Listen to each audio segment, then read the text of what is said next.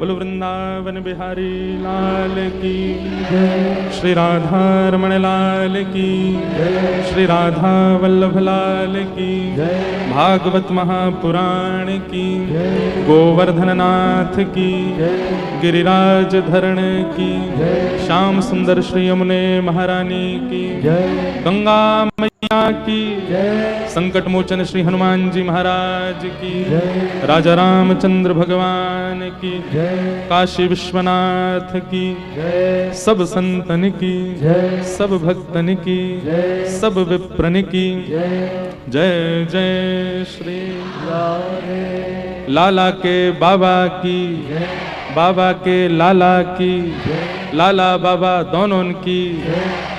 यहाँ लाला के बाबा विश्वनाथ हैं और बाबा के लाला हमारे ठाकुर जी हैं। तो लाला के बाबा की, बाबा के लाला की, लाला बाबा दोनों की, ब्रजभानु दुलारी। परम मंगल में परात प्रखलेश्वर अकारण करुणा वरुणालय भक्तवांछा कल्पतरु तड़ित विनिंदित पीतांबरधारी श्री बालकृष्ण लाल की वांगमयी शब्दमयी वाणीमयी प्रतिमूर्ति हम आप सबके मध्य में विराजमान श्रीमद् भागवत महापुराण को बारंबार प्रणाम। मैं कल एक बात कह रहा था कि कलिकाल में ठाकुर जी को जब प्रेम प्रकट करना होता है तो प्रत्यक्ष ठाकुर जी प्रकट नहीं करते। बहुत ध्यानपूर्वक सुनिएगा। ठाकुर जी यदि आपसे प्रेम करते हैं तो वो प्रत्यक्ष ठाकुर जी नहीं बोलेंगे, राधा रमण जी बोलेंगे नहीं, तुम मुझे बहुत अच्छा लगे, ऐसा नहीं बोलेंगे। क्यों? ठाकुर जी को कहीं ना कहीं मन में यह भाव है कि कहीं मेरे बोलने से इसमें मान ना आ जाए। ठाकुर जी आपसे प्रेम करते हैं, श्री जी आपसे दुलार करती हैं, महादेव आपको चाहते हैं, तो प्रत्यक्ष ठाकुर जी नहीं बोलेंगे। तो बोले अपने किसी जन से आपकी प्रीति करवा देंगे। ठाकुर जी को निरंतर भजने वाला, ठाकुर जी की सन्निधि में सदा रहने वाला कोई वैष्णव आपसे प्रेम करने लग जाए तो यही समझना इनडायरेक्ट वे में ठाकुर जी ही बोल रहे हैं, ठाकुर जी ही अपना प्रस्ताव आपको दे रहे हैं। जैसे कॉलेज स्कूल में कोई पसंद आ जाए तो उसको सीधा नहीं बोलते उसके किसी मित्र को अपना मित्र बनाते हैं, उसके थ्रू बोलते हैं। होता है ना ऐसा? सब सर हिला रहे हो, मतलब हुआ है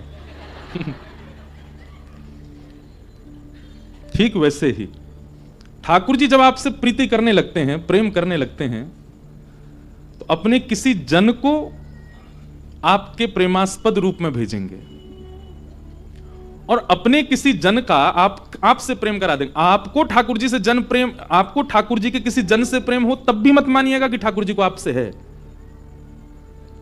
संतों से तो सबको प्रेम होता है, पर संतों को किसी से प्रेम हो जाए ये बड़ी बात है। वैष्णवों तो वो तो सबको प्रिय होते हैं, पर उस व्यक्ति विशेष वैष्णव का किसी के प्रति अनुराग, किसी के प्रति प्रेम, समर्पण प्रति प्रकट हो रहा है, तो इसका मतलब यही समझिए कि इनडायरेक्ट वे में ठाकुर जी ही अपना प्रेम प्रकट कर रहे हैं। हमारे श्री दीनदयाल जी जालान, जिनको भारत के सब संतों ने प्रेम किया, चाहे हमारे स्वामी श्री शरणानंद जी महाराज हों, जिनके कृपा पात्र तो वे थे ही, उपस्थित इस वक्त जिनका दर्शन हमको प्रत्यक्ष रूप से होता है, पूज्य श्री रमन रीति वाले महाराज जी, एवं जिनकी राम कथा सुनकर के पूरा विश्व आनंदित होता है, पूज्य श्री मुरारी बापू जी, भागवत कथा के माध्यम से जिन्होंने जन जन में कृष्ण भक्ति को प्रकट किया, ऐसे पूज्य भाई श्री, हमारे पूज्य पिताजी महाराज, पूज्य श्री ठाकुर जी, अप्रकट रूप से जिनका प्रत्यक्ष दर्शन नहीं है पर जिनकी कृपा से कितने सारे संत जन आनंदित हुए, ऐसे पूज्य श्री बक्सर वाले मामा जी, परम पूजन श्री मलुकपीठ वाले महाराज जी, सबका स्नेह भाई जी को प्राप्त हुआ। तो इससे ये बात, मुझे तो दर्शन नहीं हुआ और मिला हूं तो मुझे शायद बाल्यकाल का इतना स्मरण ना हो, पर मैंने जितना भी सुना सबसे, उससे यही प्रतीत होता है कि इन संतों के माध्यम से गंगा जी और महादेव ही अपना प्रेम उनके प्रति पहुंचाते थे। और याद रहे, प्रेम जिस व्यक्ति से होता है ना, फिर उस व्यक्ति के संपर्क से हर व्यक्ति से होने लग जाता है।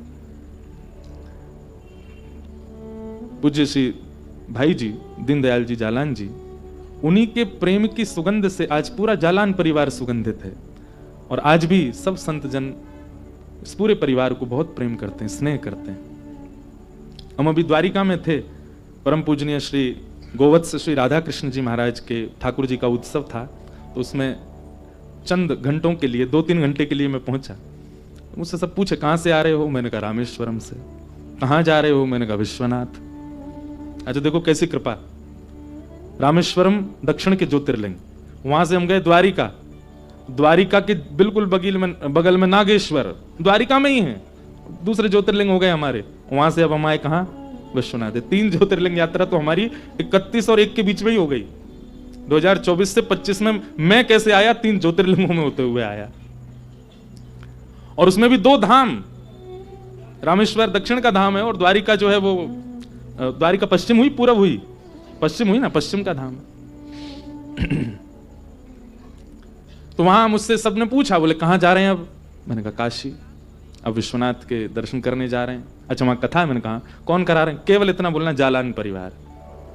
ऐसा सुनते ही सब समझ जाए, अच्छा वो दीनदयाल जी के सब परिवार, मैंने कहा वही लोग करा। तो सब संत स्मृति रखते हैं, इसका मतलब क्या है, ठाकुर जी स्मृति में रखते हैं, ठाकुर जी स्मरण में रखते हैं। उन्हीं दीनदयाल जी के पुत्र केशव जी, जिनकी गृहिणी के भगवत धाम गमन के उपलक्ष्य में इस कथा का क्रम उन्हीं के भाव से हो रहा है। पूज्य बापू की एक कथा मैंने एक बात सुनी थी, क्योंकि बापू की विशेष कृपा है परिवार पर। बापू एक बार कह रहे थे कि कथा कराने से पितृ मुक्त होते हैं, ऐसा सब जगह कहा जाता है। परंतु बापू ने एक बात कही, बोले हमें ऐसा लगता है कि पितृ जब मुक्त हो ही जाते हैं, पितृ मुक्त हो गए, भगवत धाम चले गए, तभी उस परिवार के चित्त में कथा कराने की प्रेरणा प्रकट होती है। बोले कथा कराने के बाद पितृ मुक्त हो, ये बात तो सब कहते हैं, पर बापू ने ऐसा कहा कि पितृ मुक्त हो जाते हैं, तब वह पितृ ही ठाकुर जी से निवेदन करते हैं कि मेरे परिवार को ऐसी सद्बुद्धि दो कि वे कथा के प्रति उनका भाव बने। बहुत ऊंची बात। तो उन्हीं के भाव से ये कथा उन्हीं की स्मृति में उन्हीं को सुनाई, उनको तो नहीं, उनके परिवार को सुनाई जा रही है, उनके पूरे, वो तो भगवत धाम में आनंदित हो ही रही हैं। एवं उनके पुत्र अभिषेक जी और हमारे प्रिय श्री किशन जी, उनके पुत्र भगीरथ जी, सब पूरा जालान परिवार ये माध्यम बने हैं इस कथा के विश्वनाथ जी तक पहुंचाने के और आप सब तक पहुंचाने के। इसलिए सौभाग्य की बात है कि इस वर्ष का ऐसा मंगल प्रारंभ हो रहा है, यह आनंद की बात है। काशी को विशेष रूप से मुक्ति प्रदायिनी कहा जाता है। अब इसके पीछे बहुत बातें हैं। तीन कारण इतने विशिष्ट हैं कि काशी में मुक्ति मिलेगी मिलेगी। सबसे पहला मुक्ति कारण का क्या है काशी में, गंगा, जिनके दर्शन के लिए कहा जाता है तब दर्शनात् मुक्ति, जिनके दर्शन से मुक्ति। बहुत ध्यानपूर्वक सुनिएगा, 3 बातें विशेष हैं काशी के प्रति जिस कारण से यहां मुक्ति निश्चित है। सबसे पहला गंगा, क्योंकि गंगा तट है, जिनके दर्शन से मुक्ति हो जाती है। दूसरे मुक्ति प्रदायक हैं विश्वेश्वर महादेव, उनके दर्शन से मुक्ति हो जाती है, उनके स्मरण से मुक्ति हो जाती है। शिव शिव शिव शिव कहने से मुक्ति हो जाती है, महादेव का नाम उच्चारण करने से मुक्ति प्राप्त होती है। काशी में पहली मुक्ति का कारण गंगा, दूसरी मुक्ति का कारण शिव और तीसरी मुक्ति का कारण राम नाम। महादेव क्या करते हैं, महादेव उसी नाम का उच्चारण करते हैं काशी में देह त्यागने वाले प्रत्येक जीवात्मा के ऊपर। हमारी पूर्व की कथा हुई थी काशी में 80 घाट पर, और जो हमारे आयोजक हैं वो यहीं बैठे हैं, पीछे ही बैठे हैं। तो उस कथा में एक बहुत आनंद हुआ था कि हम विंदु माधव भगवान की सन्निधि में, तो हमारा निवास था बिल्कुल उस तरफ काशी के, और 80 घाट पर कथा थी। तो इन्होंने ऐसी सुंदर व्यवस्था की कि हम बिंदु माधव भगवान को प्रणाम करते जहाँ निवास था, और वहां से नाव में बैठते पूरी काशी का दर्शन करते हुए 80 घाट आते, और वहां कथा सुना के फिर नाव में बैठ के दशाश्वमेध घाट पर आरती का दर्शन करते हुए फिर दोबारा लौट के जाते, और वहां फिर निवास। खूब आनंद हुआ काशी में। तो काशी जो गंगा जी का स्वरूप है वो चंद्राकार है, और उस चंद्राकार के बिल्कुल मध्य में विश्वनाथ विराज रहे हैं। अगर आप ड्रोन से देखो या आकाश से देखो तो जो चंद्र आकृति है उसके बिल्कुल मध्य में ही विश्वनाथ हैं। तो एक तरफ तो चंद्राकार कहा गया, दूसरी तरफ कहा गया कि काशी में जो गंगा जी हैं ये चंद्राकृति इनकी क्यों है? बोले महादेव का धनुष है, धनुष की आकृति भी इसी प्रकार होती है, और मध्य में तीर रखा जाता है। तो काशी के बिल्कुल मध्य में विश्वनाथ, विश्वनाथ कह दें तो अपने आप हो जाएगा मणिकर्णिका मध्य में है। और वहां पर जब देहधारी प्राण त्याग करके जाते हैं तो श्री महादेव काशी रूपी धनुष के मध्य में राम नाम रूपी तीर पर हम जीवात्माओं को बैठा करके सीधा मुक्ति प्रदान करते हैं, इसलिए काशी मुक्ति प्रदायिनी है। तो पहला गंगा, दूसरे महादेव और तीसरा राम नाम, जो एक संपूर्ण सामर्थ्य मुक्ति की रखते हैं, वो तीनों यहां पर विद्यमान है। महादेव विश्वनाथ मंदिर में केवल मंगला में विराजते हैं। सुबह सुबह की जो आरती होती है उस समय महादेव वहां होते हैं, बाकी मंगला आरती करते ही ठाकुर जी सीधे मणिकर्णिका का चले जाते हैं, महादेव फिर वहीं होते हैं। वहां जितने भी लोग आए होते हैं भगवत धाम के लिए सबको राम तारक मंत्र सुनाते हैं। और एक विशेष बात, आप सब तो काशी को सब जानते हो, पर हमारी कथा और भी बेचारे लोग सुनने होंगे, उनको बता रहे हैं हम, और कोई ऐसे भले लोग भी हैं जो नहीं जानते हों, वो भी सुन लो। पूरे विश्व में शमशान है, परंतु काशी में महाशमशान। क्यों? कारण तो वही बन रहा है, कार्य तो वही हो रहा है जो पूरे विश्व में शमशानों में हो रहा है, वही यहां हो रहा है। तो यहां का महाशमशान क्यों है? विश्व के किसी भी शमशान में केवल देह का दहन होता है, आत्मा को तो कटघरे में खड़ा किया जाता है कि अब तुम्हारे पुण्य और पापों से तुमको दूसरा शरीर मिलेगा, दूसरी योनि मिलेगी, और पुनर्जन्म होने की संभावना निश्चित होती है। बहुत ध्यानपूर्वक सुनिएगा, और जितने लोग आ रहे हैं उनको कह दो ऐसे बैठ जाओ। हाँ, कल कुछ व्यवस्था और देख लेंगे कि सब बैठ जाओ सब लोग। और जो व्यवस्था प्रमुख है वो बाहर से अब सबको कह दें कि या तो वहीं बैठ जाएं। कथा से किसी को भेजना भी नहीं चाहिए, ये भी नियम है।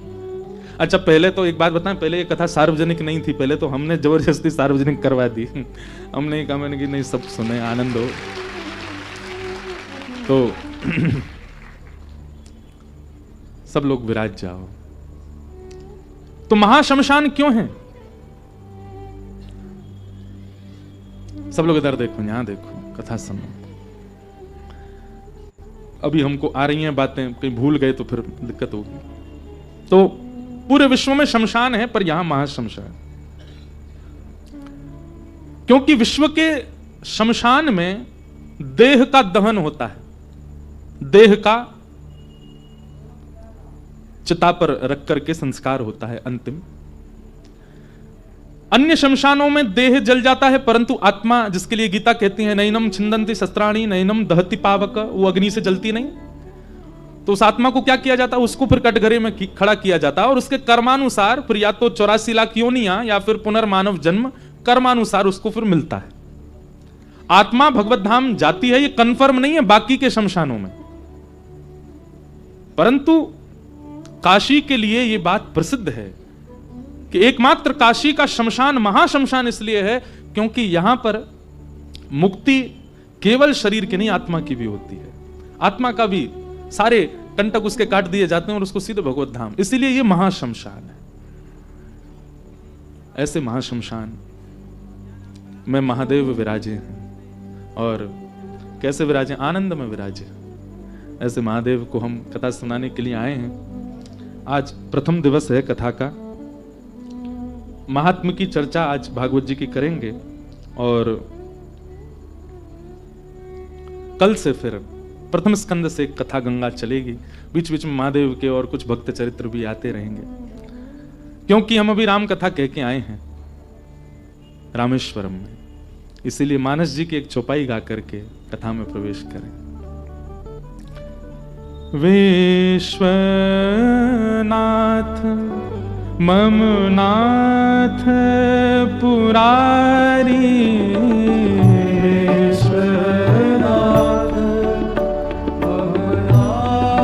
सब गा सकते हैं, दोहरा के गाइए।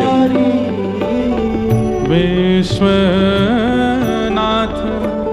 मम नाथ पुरारी, विश्वनाथ मम नाथ पुरारी, त्रिभुवन महिमा विदित तुम्हारी, त्रिभुवन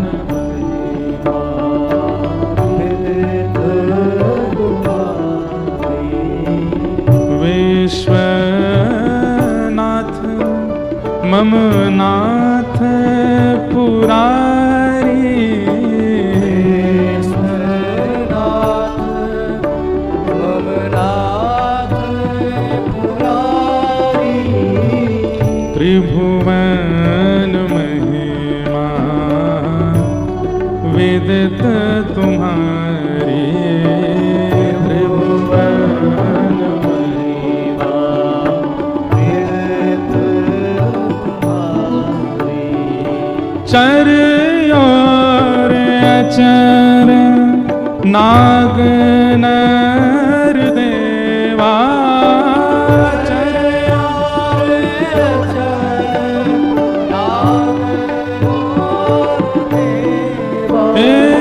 चर और अचर नाग नर देवा,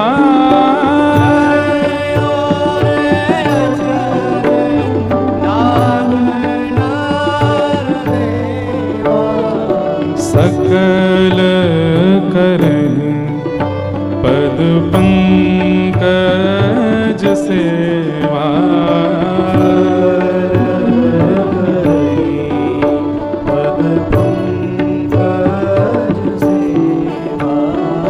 सकल करें पद पंकज सेवा,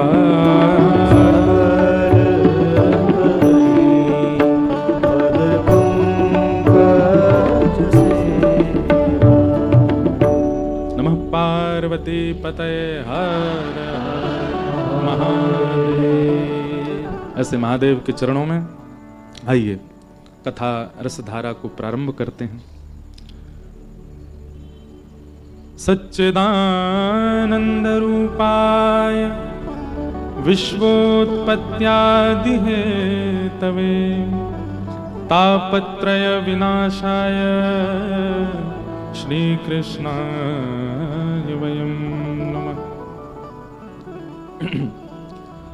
सच्चिदानंद रूपाय, जो लोग आ रहे हैं बहुत शांति से आके बैठ जाएं, हमें पता भी ना चले कि आप आ गए हो, ऐसे आओ, सरप्राइज दो, खुलासा करते हुए मत आइए। सच्चिदानंद रूपाय, सब लोग इधर देखो, जो जो आ गए हैं वो देखो, सुनो कथा। सच्चिदानंद रूपाय, भगवान के 3 रूप बताए गए हैं। स्वरूप अनेक हैं ठाकुर जी के, महादेव ही ज्योतिर्लिंग 12 हैं भारत में। स्वरूप भले ही उनके अलग होंगे पर रूप 3 ही हैं, सत्य, चैतन्य और आनंद। भगवान श्री कृष्ण के अनेक देवालय हैं पूरे भारत में, विदेशों में भी लोगों ने मंदिर बनाए हैं। स्वरूप सब जगह भिन्न हो सकते हैं पर उन भिन्न स्वरूपों के रूप 3 ही हैं, सत्य, चैतन्य और आनंद। कहां तक कहें, महादेव का जो रूप है वही श्री कृष्ण का रूप भी है। अगर इन 3 रूपों में देखें, सत्य, चैतन्य, आनंद, तो ये महादेव भी हैं, ये कृष्ण भी हैं, ये राम में भी हैं और ये हमारे हनुमान जी में भी हैं, सब में। सच्चिदानंद रूपाय, सत्य, चैतन्य और आनंद। सबसे पहला सत्य, ठाकुर जी सत्य हैं। मैं एक बात कथा में कहा करता हूं कि जिनके सन्मुख जाने से सत्य छुप ना पावे, सत्य अपने आप को रोक ना पाए, वो प्रकट होने पर मजबूर हो जाए, समझ जाना, या तो वो कृष्ण है या कृष्ण का कोई जन है या तो ठाकुर जी का कोई जन है। किसी के सन्मुख यदि असत्य बोलने में आप 3 बार सोच रहे हैं, असत्य बोलने से पहले आपकी जीभ लड़खड़ा रही है, असत्य बोलने से पहले आपके मन में घबराहट जैसी हो रही है, तो समझ जाना वो व्यक्ति सामान्य नहीं है, उसमें कुछ भगवत तत्व विद्यमान है। इसीलिए असत्य बोलने में इतना सोचना पड़ रहा है। नहीं तो हम कलयुगी जीव हैं, असत्य तो हमारी जीभ पे बैठा ही रहता है, आसन ही उसका हमारी जीभ है। परंतु किसी के सन्मुख, चाहे वो माता जी हो, चाहे पिता हो, चाहे पत्नी हो, चाहे पति हो, चाहे रिश्तेदार हो, चाहे कोई नया व्यक्ति हो, जिसके सामने असत्य बोलने में संकोच हो रहा है, निश्चित है कि उसका भजन प्रबल है, उससे ठाकुर जी प्रसन्न है। इसीलिए आपका उसके सन्मुख असत्य बोलना नहीं हो पा रहा है। ठाकुर जी के सामने सत्य प्रकट हो ही जाता है। आप पूरे विश्व को जो बात छुपा चुके हो, आप ठाकुर जी से नहीं छुपाओगे। लोग अपनी एनिवर्सरी मनाते हैं, 25 वर्ष हो गए, 50 वर्ष हो गए, हमारी एनिवर्सरी को लोग मनाते हैं, इतने वर्षों से पत्नी के साथ हैं, परंतु कितने ऐसे रहस्य होंगे जो अपने पत्नी ने पति को या पति ने पत्नी को नहीं बताए होंगे, वो भी ठाकुर जी को पता होगा। क्यों? उनके सामने सत्य स्वतः प्रकट हो जाता है। कई लोग मंदिर जाते हैं, ठाकुर जी को देखते ही उनके नेत्रों में आंसू आ जाते हैं, उनके हाथ कांपने लगते हैं, प्रणाम करते ही वे बेसुध हो जाते हैं। क्यों? क्योंकि वो सत्य स्वरूप है।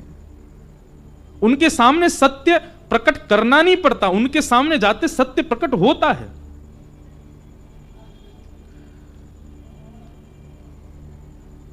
यह तो था एक व्यवहारिक भाव। आध्यात्मिक भाव क्या है? नित्य ठाकुर जी के समीप जाने वाला व्यक्ति सत्य से भली भांति परिचित होने लग जाता है। मिथ्या जगत, संसार उसके सामने खुलने लग जाता है। जो नित्य महादेव को देखता हो, जो नित्य ठाकुर जी को देखता हो, और एक बात सुनिएगा, कथा सुनना भी एक प्रकार से ठाकुर जी को देखना ही है। आप कथा सुन रहे हैं, यहां शब्द में विग्रह ठाकुर जी का प्रकट होता है, और वह शब्द में विग्रह यहां ठाकुर जी भले ही स्थूल रूप से ना हो, पर शब्द आपके चित्त में स्थूल ठाकुर जी को प्रकट कर देता है। इसलिए कथा सुनना भी भगवत दर्शन के समान ही है। तो अगर आप नित्य ठाकुर जी को देखते हैं, यह बात मैं कहूं तो कथा सुनने को भी इसमें जोड़िएगा। तो चैतन्य का मतलब क्या है? सर्वम खलु इदम ब्रह्म। एक प्रकार से सब में आपको दिखने लगे कि इसमें भी राम है, इसमें भी मेरे ठाकुर जी हैं। श्री प्रहलाद जी महाराज, खंबे में भगवान नहीं है, पर प्रहलाद का विश्वास है कि खंबायु अग्निम शलिलम महिम च ज्योतिम से सत्वानि दृशो द्रुमादीन सरित समुद्रांश हरे शरीरम यत्किंच भूतम प्रणमेत अनन्यम। सब में परमात्मा। खंभ भेदन हुआ तो प्रकट हो गए श्री नृसिंह भगवान। इसी कलिकाल में महाराष्ट्र की भूमि पर पधारे नामदेव जी महाराज। कौन? नामदेव जी। सब में परमात्मा को देखते हैं। एक बार एक स्थान पर बैठ करके आप भजन कर रहे थे, तो किसी ने आकर के आपको टोक दिया, बोले महाराज यहां भजन मत करो। बोले क्यों? यहां पे प्रेत आत्माएं रहती हैं। नामदेव जी बोले अब तो हम बैठ गए, अब तो यहीं करेंगे। जय हरि विठल, श्री हरि विठल, माय बापा विठल, इस प्रकार कीर्तन करने लगे। इतने में एक प्रेत प्रकट हो गया। और वो प्रेत कभी हाथी बन जाए, कभी घोड़ा बन जाए, कभी गधा बन जाए, कभी ऊंट बन जाए, कभी मूषक चूहा बन जाए, बार बार रूप बदलने लगा अपने और भयभीत आवाजें निकालने लगा। नामदेव जी महाराज ने जैसे ही उसको देखा तो नामदेव जी बोले, संसार के लोग झूठ बोल गए मुझसे कह के गए कि यहां कोई प्रेत रहता है, लेकिन भैया इतने रूप बदलने की सामर्थ्य प्रेत में नहीं है, तो परमात्मा में है। और साक्षात परमात्मा मान के प्रेत को ही प्रणाम करने लगे। जय हो भले पधारे मेरे लंबक नाथ। इतने लंबे बन गए ठाकुर जी। बोले इतने रूप बदलने की सामर्थ्य ये किसी प्रेत में नहीं हो सकती, ये तो परमात्मा में है। जैसे ही दंडवत किया, महाराज था तो वो प्रेत ही, लेकिन तुरंत श्री पंडरीनाथ विठल भगवान प्रकट हो गए। और प्रकट होकर बोले, ए नामा, यहां तो प्रेत था, तेने उसमें भी मुझे देखा। नामदेव जी कहते हैं, प्रेत में प्रेतत्व भी आपसे ही है।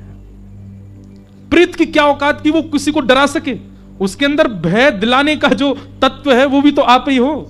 क्या प्रेत में आप निवास नहीं करते? भाई इस संसार में अपनी सत्ता यदि किसी की हो जाए तो फिर परमात्मा कैसे हो सकते हैं? रावण दशानन है, यह भी राम की कृपा है। कंस इतना बड़ा क्रूर है कि उसके कारण पूरी धरती कांपती थी, यह भी कृष्ण की कृपा थी उसके ऊपर।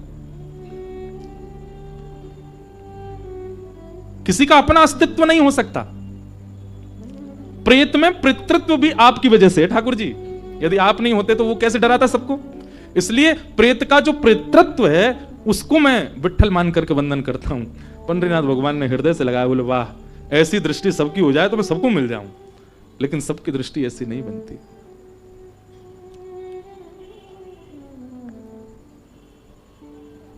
मैं नहीं, मेरा नहीं।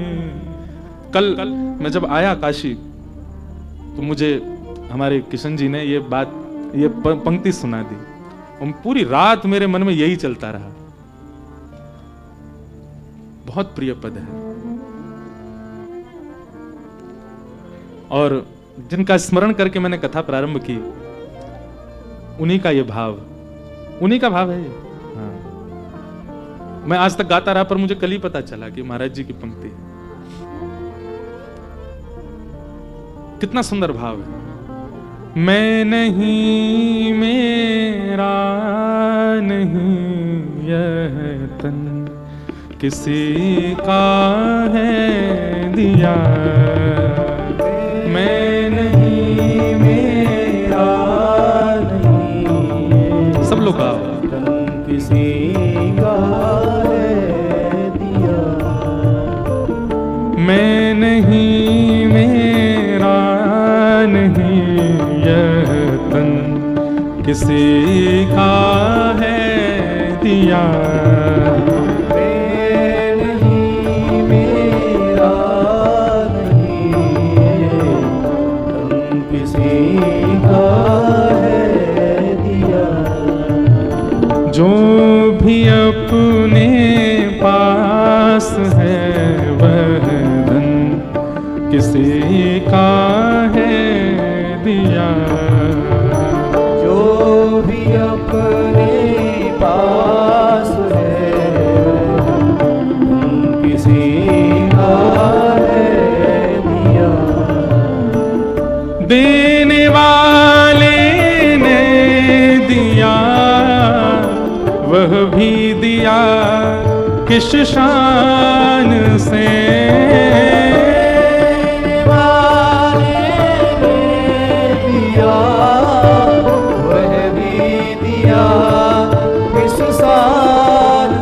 हमारी शिकायतें कभी खत्म नहीं होती ठाकुर जी से, पर ठाकुर जी ने हमको तन देने में तनिक भी कोई चूक नहीं की। देखने के लिए संसार को नेत्र दिए, सुनने के लिए कान दिए, नाक दी, जीव दी। संसारी व्यक्ति 1 लाख रुपया भी देता है तो ब्याज तय करके देता है। ठाकुर जी ने कोई ब्याज तय नहीं किया हमसे। कितने शान से दिया, जैसे मानो ये हमारा ही है।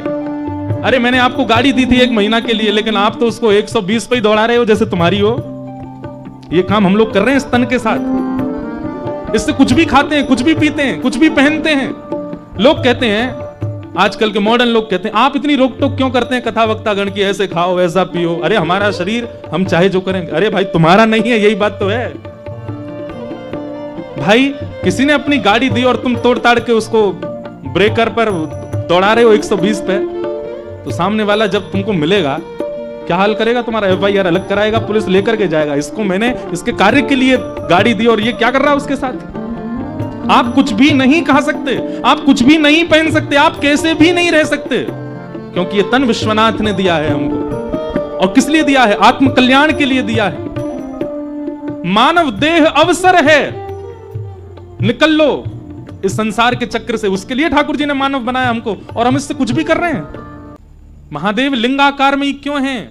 श्री कृष्ण के हाथ जब उठे हैं, वेणु है, तो फिर स्वर क्यों नहीं सुनाई देता? ठाकुर जी ने मुझे और आप सबको चैलेंज किया है, अगर तेरी प्रेम लक्षणा भक्ति में सामर्थ्य हो तो वेणु तो है, कर कमल में वेणु तो है, कोमल उंगलियों से छिद्र भी आच्छादित हैं, मुख पर अधर पर वेणु का प्रथम छिद्र भी है। लेकिन तेरो प्रेम जब मुख को वाद्य करेगा, मुझे वाद्य करेगा, मुझे प्रेरित करेगा, तभी स्वर निकलेगा। महादेव कहते हैं चारु चंद्र तो है, त्रिनेत्र तो हैं, पर तुम्हारे अंदर वह प्रेम प्रकट हो तब उसका दर्शन कराऊं। हमारे लड्डू गोपाल पूरे दिन यूं ही बैठे रहे घर में। ठाकुर जी कह रहे हैं मैं हाथ सीधे ना करूंगा, पैर सीधे ना करूंगा। क्यों? जा दिन तेरो प्रेम प्रकट है जाएगो, जा दिन तेरो प्रेम अथा है जाएगो, वही दिन अपने आत्मा में सीधे कर लूंगा। इसका मतलब क्या है? हमारी सेवा से अगर हमारे ठाकुर जी जैसे आए थे वैसे ही हैं, इसका मतलब ये प्रेम प्रकट किया नहीं तो ठाकुर जी बदल जाते हैं। ठाकुर जी थोड़े तो हाथ पांव सीधे करते, नेक तो परिवर्तित होते हैं। अब यहां व्यवस्था नहीं तो हम अपने लाल जी का एक दर्शन कराते।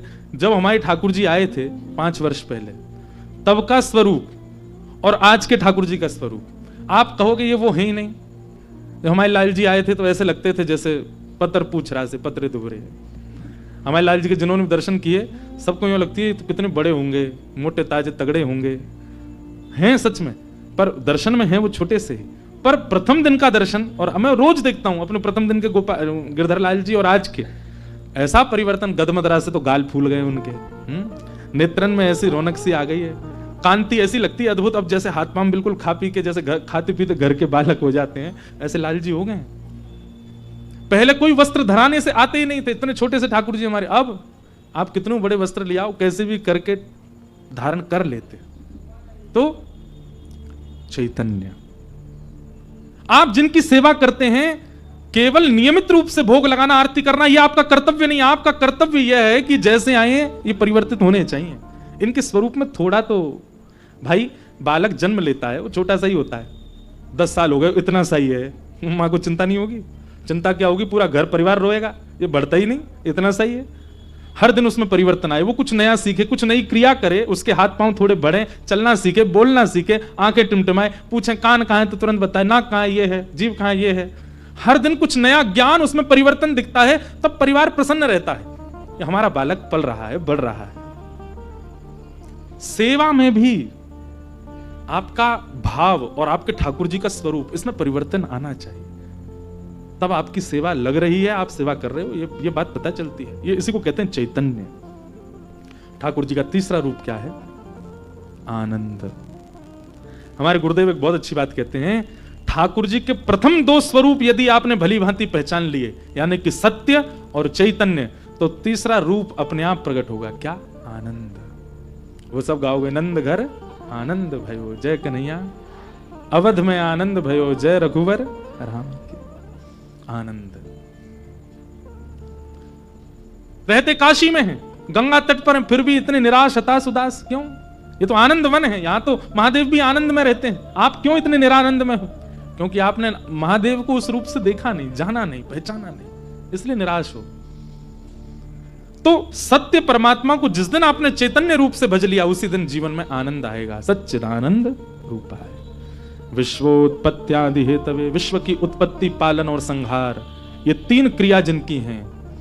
तापत्रय विनाशाय, 3 प्रकार के तापों का जो उपशमन करते हैं। ताप किसको कहते हैं? कष्ट को।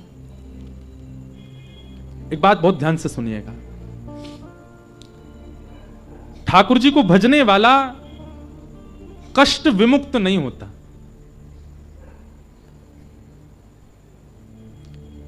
यदि आप नित्य महादेव का दर्शन करते हैं तो ऐसा नहीं है कि आपकी मृत्यु नहीं होगी, होगी।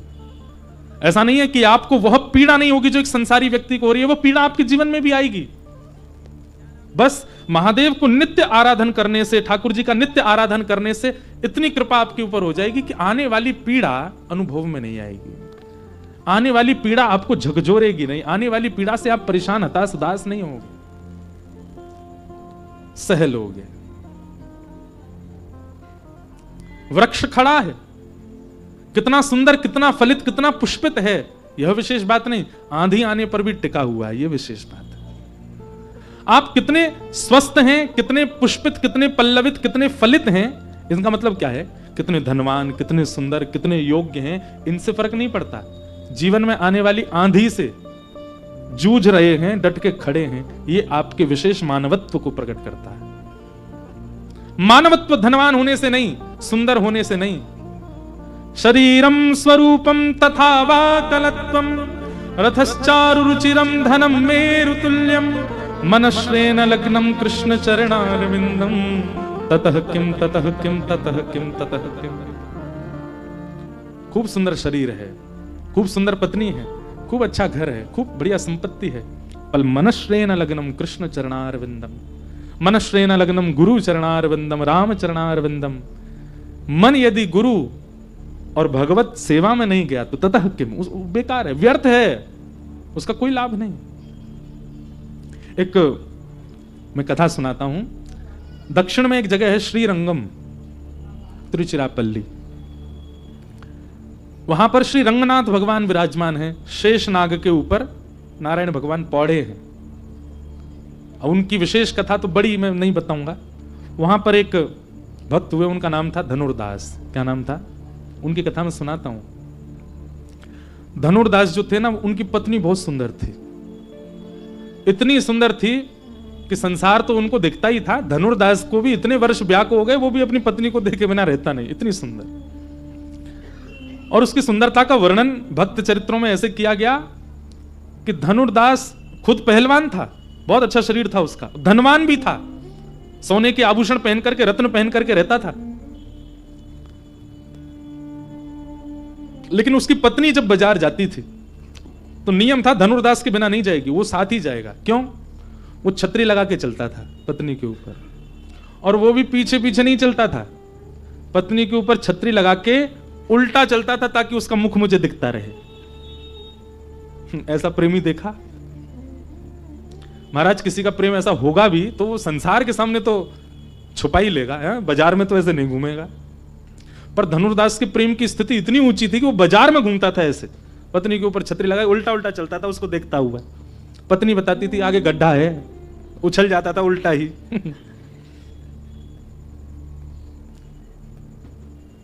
एक बार श्री रंगनाथ भगवान की सवारी जा रही थी, आगे सब लोग चल रहे थे हटाते हुए भीड़ को, हट जाओ हट जाओ, रंगनाथ भगवान की सवारी आ रही है। और सबसे आगे श्रीमद रामानुजाचार्य जी चल रहे थे, ठाकुर जी की सवारी चल रही है तो आचार्य आगे चल रहे थे। तभी उन्होंने इस दृश्य को देखा। क्या देखा? धनुर्दास अपनी पत्नी के ऊपर छतरी लगाए उल्टा चल रहा है, उसको देखते हुए। अब नगर बाजार के लोग तो हंसी उड़ा में एक दूसरे, देख देख देख देख धनुर्दास को देख, कैसा जोरू का गुलाम है, देख। रोज उसको देखने के लिए अलग भीड़ लगती थी। उसकी पत्नी जब बाजार जाए तो भीड़ अलग लगती थी, अटारियों पर, छतों पर, नीचे लोग देखते थे, देखो कैसे जाता है। लेकिन रामानुजाचार्य जी की जब दृष्टि पड़ी, रामानुजाचार्य जी के आसपास के लोग भी सब उपहास करने लगे उसका, और किसी ने कह दिया कितना कामी व्यक्ति है। लेकिन वही बात है ना, श्रीमद् भागवत जी कहती हैं प्रयच्छति गुरु प्रीतो, गुरु यदि आप पर मेहरबान है, गुरु यदि आप पर प्रसन्न है, आप चाहे कितने भी घनघोर दलदल में क्यों ना हो, ठाकुर जी को उबारने आना पड़ेगा यदि आपके गुरु प्रसन्न है तो। रामानुजाचार्य जी को लगा गुण ही तो है, भले ही वो पत्नी में हो गया तो अवगुण कहला रहा है, और यही ठाकुर जी में होता तो सद्गुण हो जाता। गुण तो है पर संसार में है इसलिए अवगुण है, और यही गुण यदि ठाकुर जी में लग जाए तो सद्गुण बन जाएगा। और गुरु का यही काम है, हमारे अंदर सारी चीजें हैं, हमारे अंदर हम सर्वगुण संपन्न है। मैं, मेरे से लेकर पीछे तक एक एक व्यक्ति यहां सर्वगुण है, लेकिन क्योंकि वह गुण संसार में, इसलिए हम नरकगामी हो जाते हैं। गुरु आश्रय से वही गुण नाम में लग जाए तो वही फिर हमको भगवत धाम की प्राप्ति करा दे। रामानुजाचार्य जी ने सोच लिया कि किसी से कहा सुनो, इसको धनुर्दास को बोल के आओ, शाम को मुझसे मिलने आएगा। किसी ने जाके कहा ए धनुर्दास, तुमको रामानुजाचार्य जी ने मठ में बुलाया। वो घबरा गया, ऐसा क्या हो गया? उसको यही लगा कि शायद जिस क्रिया से मैं जाता हूं सब उपवास करते हैं, रामानुजाचार्य जी को क्रोध आया होगा, डांटने के लिए बुलाएंगे। वो पहले से मन बना के गया था चाहे कितना भी डांट लें, मैं पत्नी को अब घर से बाहर ही नहीं जाने दूंगा, क्यों वो बाहर जाएगी तो मुझे तो देखना उसको, उनकी डांट से भी मैं वह छोड़ तो नहीं पाऊंगा। रामानुजाचार्य जी ने उसको बुलाया, तो जैसे धनुर्दास आया प्रणाम करके बैठा, रामानुजाचार्य जी बोले आज हमने एक दर्शन किया, तुम अपनी पत्नी के ऊपर छतरी लगाए उल्टे चल रहे थे। धनुर्दास नीचे नजर करके हाथ जोड़ के बैठा, गुरु के सामने कुछ कहना नहीं चाहिए, चुपचाप बैठे। रामानुजाचार्य जी बोले मुझे बस इतना बताओ, क्यों देखते हो तुम पत्नी को? उसने कहा क्षमा करें भगवान, पर मुझे उससे सुंदर कुछ दिखा नहीं संसार में, बहुत सुंदर है वो, और हर दिन वो नई लगती है, हर दिन उसकी सुंदरता बढ़ती है, इसलिए मैं उसको देखता हूं। रामानुजाचार्य जी बोले अगर उससे सुंदर कोई तुम्हारे सामने आ गया तो? धनुर्दास बोला इतना विश्वास से कह सकता हूं उससे सुंदर कोई नहीं आएगा, मुझे विश्वास है उससे बढ़िया कोई है ही नहीं संसार में। रामानुजाचार्य जी बोले मैं भी तो कह रहा हूं अगर मैंने प्रकट कर दिया तो बोले मैं वचन देता हूं उससे सुंदर जो आएगा सदा उसको देखूंगा। फिर रामानुजाचार्य जी हाथ पकड़ के रंगनाथ भगवान के पास गए और श्री रंगनाथ आचार्य हैं, उनकी बात तो ठाकुर जी मानते ही हैं। अंदर गर्भगृह में ले जाकर के कपाट बंद किए और रंगनाथ भगवान से प्रार्थना की, हे प्रभु इसके अंदर गुण है, लोगों में गुण होते हैं, इसके अंदर अति गुण है, गुण की मात्रा बहुत ज्यादा है। सब अपनी पत्नी को देखते हैं पर ऐसे कोई नहीं देखता होगा, मतलब गुण की अतीत है इसके अंदर। मेरी इच्छा है कि यह गुण आपके प्रति न्योछावर हो जाए, आप कृपा कर इसको अपने अद्भुत रूप का दर्शन कराओ। इतने में ही शंख चक्र गदा पद्मधारी श्रीमन नारायण, आहा सुंदर कमल नेत्र हैं ठाकुर जी के, कमल जैसी नासिका, कमल जैसे कपोल, अद्भुत स्वरूप रूप कांति। वैसे ठाकुर जी इतने सुंदर, पर आज आचार्य के कहने से इतने सुंदर बन के आए, इतने सुंदर बन के आए कि धनुर्दास ने जैसी उनका रूप देखा नेत्र सजल हो गए, घुटने पर बैठ गया और सदा के लिए श्री ठाकुर जी को अब इन नेत्रों से और किसी को नहीं देखूंगा, वचन देता हूं। तुरंत दौड़ करके गया, अपनी पत्नी को लेकर के आया और स्वयं तो ठाकुर जी का हुआ, अपनी पत्नी को भी कर दिया। बोले आज से मैं और मेरी पत्नी केवल ठाकुर जी को भजेंगे, इन्हीं की शरण में रहेंगे, इन्हीं के साथ रहेंगे। जीवन भर के लिए ठाकुर जी के प्रति समर्पित हो गया। कहते हैं कि रामानुजाचार्य जी रोज स्नान करने के लिए कावेरी जी में जाते थे तो ब्राह्मण वेद पाठियों के कंधे पर हाथ रख के चल के जाते थे और स्नान ध्यान करके जब संध्या करके पूर्ण पवित्र तिलक आदि लगा के जब पूर्ण पवित्र अवस्था में होते थे तब धनुर्दास के कंधे पर हाथ रख के आते थे। ब्राह्मणों ने एक दिन इस पर शंका प्रकट की, बोले भगवान आप अशुद्ध अवस्था में सुबह सुबह नहा धो के जब उठते हो तब तो हमारे कंधे पे हाथ धर के जाते हो, और नहा धो के परम पवित्र शुद्ध होकर के जब आते हैं तो वो कामी व्यक्ति है धनुर्दास, उसके कंधे पे हाथ रख के आते हो। रामानुजाचार्य जी ने कहा कि तुमने उसमें काम का दर्शन किया परंतु उसमें गुण का अतीत था, वही गुण ठाकुर जी में परिवर्तित हो गया तो वही अवगुण ही बहुत बड़ा गुण बन चुका है, और ये मैं बताऊंगा नहीं, तुम्हें दिखाऊंगा एक दिन उसका गुण। कैसे दिखाया? एक दिन रामानुजाचार्य जी कथा कर रहे थे वाल्मीकि रामायण, और वाल्मीकि रामायण में प्रसंग आया कि विभीषण शरणागति का जब प्रसंग आया कि विभीषण शरण लेने के लिए आया राम जी की, तो भगवान ने जैसे ही भगवान को पता चला कि विभीषण आया तो ठाकुर जी ने सुग्रीव और वानरों की सब सेना को भीतर ले जाकर के सबसे पूछा। क्या पूछा? सुग्रीव शरण में आया, इसको शरण में लेना चाहिए कि नहीं लेना चाहिए? ये प्रसंग रामानुजाचार्य जी सुना रहे थे तो सामने बैठा धनुर्दास इतना रोया, इतना रोया, इतना रोया, उठ करके कथा से ही चला गया। सब ब्राह्मण देवता उसकी हंसी उड़ाने लगे, बोले ये वही है जिसके कंधे पे हाथ धर के आते हो आप, तो कथा के बीच में से ही चला गया। रामानुजाचार्य जी बोले उसको बुला के लाओ, बुला के लाए। सभा ऐसी बैठी थी सब जैसे आप बैठे हो। धनुर्दास से पूछा तुम गए क्यों? बोले भगवान मैंने आपसे कथा में सुना कि राम जी भक्त वत्सल हैं, वो सारे दोषों को नजरअंदाज करके सबको अपनी शरण प्रदान करते हैं, परंतु विभीषण जब उनकी शरण में आया तो उनको शरण देने की वजह वो सबसे पूछ रहे हैं कि इसको शरण में लूं कि नहीं। जब विभीषण जैसे भक्त के लिए ठाकुर जी को पूछना पड़ रहा है तो मेरे को तो कभी भगवत प्राप्ति होगी नहीं। समझ में आई बात? उसके दुख का कारण क्या था, उसके शोक का कारण क्या था कि विभीषण जैसे को शरण लेने के लिए ठाकुर जी इतनी बड़ी मीटिंग कर रहे हैं, तो मैं तो फिर किसी लायक नहीं हूं, मुझे तो ठाकुर जी कभी शरण में नहीं लेंगे।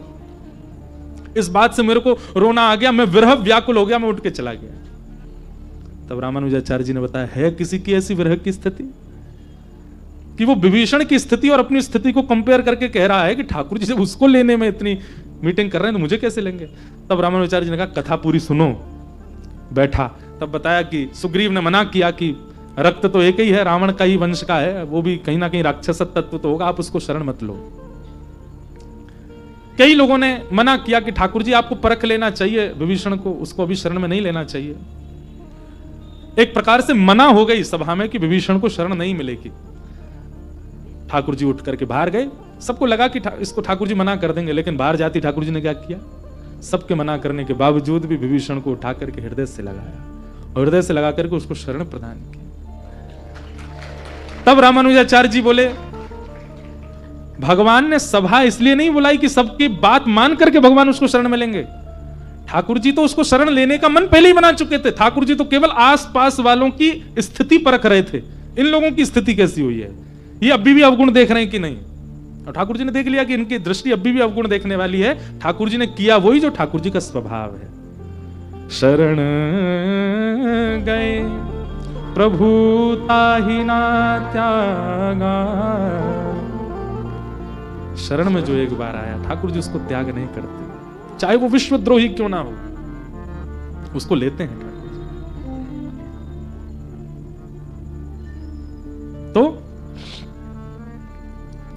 हमारा गुण अवगुण इसलिए है क्योंकि संसार के प्रति, वही कथा से, सत्संग से, गुरु कृपा से भगवत प्रति हो जाए, वही सद्गुण, वही भगवत प्राप्ति का कारण बन जाएगा। तो हम ये कथा क्यों सुना रहे हैं?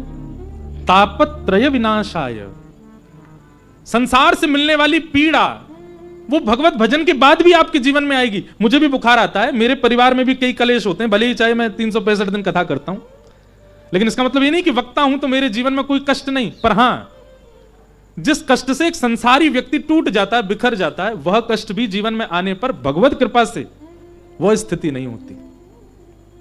कई बार तो कथा मंच पर आने से पूर्व ही कुछ ऐसी घटना, समाचार सुनाई दे जाता है परिवार का, जिससे एक व्यक्ति विचलित हो जाए। परंतु कथा की कृपा, सत्संग की कृपा, भगवत भाव की कृपा कि वह स्थिति आपको स्थिर रखती है, आपको गिरने नहीं देती। तो वृक्ष कितना पुष्पित है, कितना फलित है, कितना घना है, यह बड़ी बात नहीं, कितना मजबूत है, यह बड़ी बात है। आप कितने धनवान हो, कितने सुंदर हो, कितने योग्य हो, यह बड़ी बात नहीं, पर सत्संग आपको मजबूत बनाता है कि स्थिति कैसे भी आ जाए आप बिखर नहीं सकते। इसलिए कई लोग कहते हैं हमने तो विश्वनाथ भगवान का अभिषेक करवाया था, फिर भी हमारे घर में ये क्यों हो गया। कई बार ऐसा भी होता है कि हमारी कथा कहीं हुई और कथा करके हम गए दूसरी जगह कहीं कथा करने लगे, पता चली उस परिवार में एक ऐसी घटना घट गई। अब सब लोगों के मन क्या, कथा कराई थी इन्होंने, तब से इनके सारे दिन बिगड़ने लग गए, तब से इनके जीवन में कष्ट संकट आने लग गए। नहीं, बल्कि इसको आप ऐसे लो, वो आना निश्चित था, वो आना निश्चित है।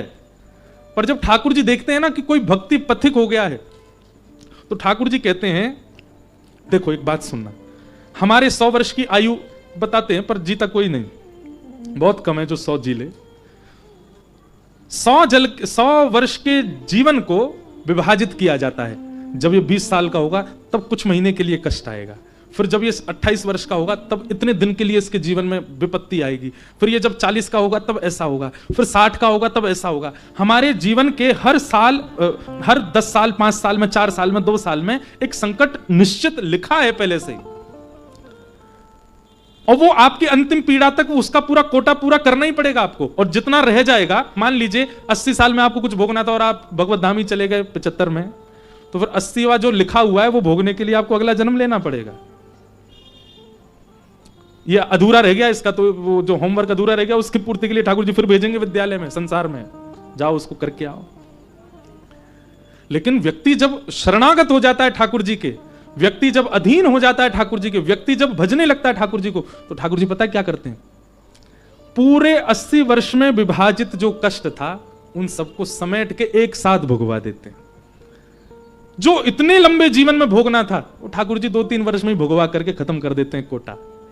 बोले अभी इसका सब नष्ट करना प्रारंभ करो। कई बार आप जब व्यसनी थे, आप जब भोगी थे, आप जब लोभी थे, तब इतने संकट नहीं थे, पर जब से त्रिपुंड लगाना शुरू किया, जब से ऊर्ध्वपुंड लगाना शुरू किया, जब से राम राम भजना शुरू किया, कष्ट की घड़ियां बढ़ने लग गई। इसका मतलब क्या है? ये पूरे जीवन में भोगने वाले जो थे अब ठाकुर जी ने एक संग दे दिए। मतलब ना तो फर्स्ट टर्म एग्जाम हुए, ना सेकंड टर्म हुए, ना हाफ ईयरली हुआ, ना थर्ड टर्म हुआ, सीधा फाइनली हो गया है।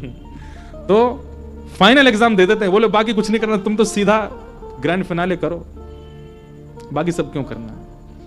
तो कई बार भगवत शरणागति लेने के बाद कष्ट यदि अनुभव हो रहे हैं तो ये समझ लीजिए कि फाइनल एग्जाम है हमारा, पूर्ण परीक्षा, इसको कर लेंगे सब ठीक है, सब आनंद है। तापत्रय विनाशाय, कष्टों से मिलने वाली जो पीड़ा है उसका नाश करते हैं ठाकुर जी। कष्ट का नाश नहीं, वो तो हमारा प्रारब्ध है, वो तो भोगना पड़ेगा हमको। पर बंधुओं, नाम में सामर्थ्य है, नाम में सामर्थ्य है। क्या? उस कष्ट रूपी पहाड़ को कंकड़ बनाने की, उस कष्ट रूपी बाण को सुई बनाने की सामर्थ्य नाम में है। कोई पिए रे पियाला राम रस का, कोई पिए रे पियाला राम रस का, कोई पिए रे पियाला कृष्ण रस का, कोई पिए रे पियाला कृष्ण रस का। ये नाम सत्संग में, कथा में सामर्थ्य है कि जीवन में आने वाली विपत्ति का अनुभव होना बंद हो जाता है, लेकिन नाम में सामर्थ्य है कि जीवन में आने वाली विपत्ति का विशाल रूप सूक्ष्म कर देता है नाम। समझ में आई बात? सत्संग में क्या सामर्थ्य है कि विपत्ति जो आ रही है वो आएगी पर उसका अनुभव नहीं होगा, वो आपको तोड़ नहीं पाएगी। पर नाम में क्या सामर्थ्य है? आने वाली विपत्ति का जो प्रचंड रूप है उसका सूक्ष्म रूप कर देता है नाम। ये नाम की सामर्थ्य, ये नाम का बल है। इसलिए कथा के साथ साथ नाम जप अति आवश्यक है। नाम